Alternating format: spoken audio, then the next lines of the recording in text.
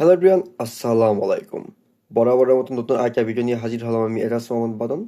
তো আজকের ভিডিওর টপিকটা কিন্তু সেম একটা device, Redmi note 11।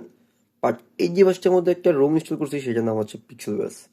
Believe me, আমি যখন রুমটা ইনস্টল করছি আমার জাস্ট মনে হয়েছে আমি কি আইফোনের রুম ফ্লাশ করলাম। মানে এরকম একটা ফিল দিল আমাকে, অ্যান্ড্রয়েড কোনো ফিল দিল না। কেন বলতেছি দেখেন, ব্যাটারি আইকন, নেটওয়ার্ক আইকনটা পুরা Apple style, fully copy. But যখন একটু স্টার্ট করছি একটু হ্যাং, একটু ল্যাগ ফিল করছি। 10 মিনিট যাওয়ার পর পারফরমেন্সটা দেখেন আগে থেকে কত গুণে বেটার।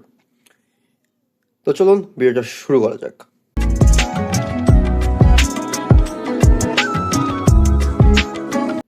হ্যাঁ, এই রুমটা কিন্তু খুবই জনপ্রিয় একটা রুম, রুমের নাম হচ্ছে পিক্সেল ওএস।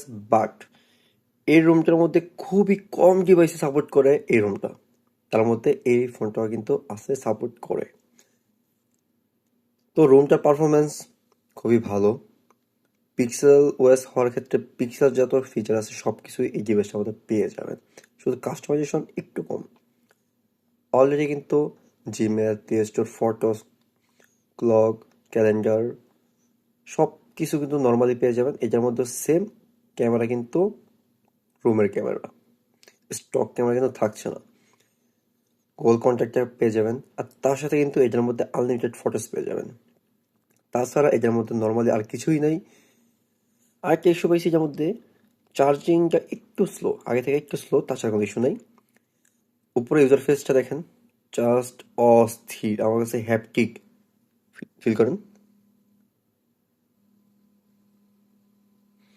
আমি জানি না ফিল করতে পারছেন কিনা, বাট হ্যাপটিক ফিডব্যাকটা খুবই সুন্দর একটা ফিডব্যাক দিচ্ছে। ব্যাটারি আইকনটা দেখেন, জাস্ট 81। নেভিগেশন বারটা খুবই খুবই সুন্দর, মানে আমার কাছে একটা ভালো লাগছে। অ্যান্ড্রয়েড সিস্টেমে কোনো নেভিগেশন ভালো লাগলে এটা ভালো লাগছে উইদাউট কাস্টমাইজেশন। তারপর সেটিংয়ে যদি আসি আমি, গুগল আছে, ওটা নিয়ে বলার কিছু নেই। নেটওয়ার্কে নর্মালি যা ওইটি। নোটিফিকেশনে আপনারা পেয়ে যাবেন নোটিফিকেশন হিস্টোরি, তাছাড়া নোটিফিকেশনে যে ফ্লাশিং অন নোটিফিকেশন, যদি নোটিফিকেশন আসে আপনার ফোনটা কিন্তু একটু ব্লাইন্ড করবে। সাউন্ড কোয়ালিটি বেটার, মানে আগে ফোনে ডলবি অ্যাটমস সাপোর্ট ছিল, বাট এখনকার ফোনে ডলবি অ্যাটমসটা বাই ডিফল্ট দেওয়া হয় না। ডিসপ্লে ইস্যুতে যদি আসি, এই থেকে আমি পিচ ব্ল্যাকটা সিলেক্ট করে নিলে ফুল ডিসপ্লেটা অ্যামোলেড হওয়ার ক্ষেত্রে কিন্তু ফুল ডিসপ্লেটা ফুললি ব্ল্যাক হয়ে যাবে। 90 অলরেডি ইনেবল করা আছে। বাট একটা জিনিস খেয়াল করছেন, এটার মধ্যে কিন্তু এইচডিআর ডিসপ্লেটা ইনহ্যান্সটা নাই, কারণ এটা কিন্তু একটা অরিজিনাল গুগল পিক্সেলের ফিল্টার দেওয়ার জন্য আপনাকে বসে রয়েছে। কালার সাপোর্টে যদি আসি, বুস্টার দিয়ে নিলাম আমি, কিন্তু এটার মধ্যে কিন্তু এইচডিআরটা সাপোর্টটা দেওয়া দরকার ছিল। সেটিংয়ে চলে আসলাম, এটা 20 জিবি, মানে 1 জিবি একটু কম, এগুলো হয়েই থাকে, সমস্যা নেই। ব্যাটারি পারফরমেন্সে যদি আমি আসি, ব্যাটারি পারফরমেন্স খুবই ভালো, পার্সেন্টেজ শো করবে। তারমাল প্রোফাইলে গেলে আপনি বিভিন্ন প্রোফাইল শো করতে পারবেন, আপনার ব্যাটারি ব্যাকআপ কেমন দরকার সেটা আপনি ফিল করতে পারবেন।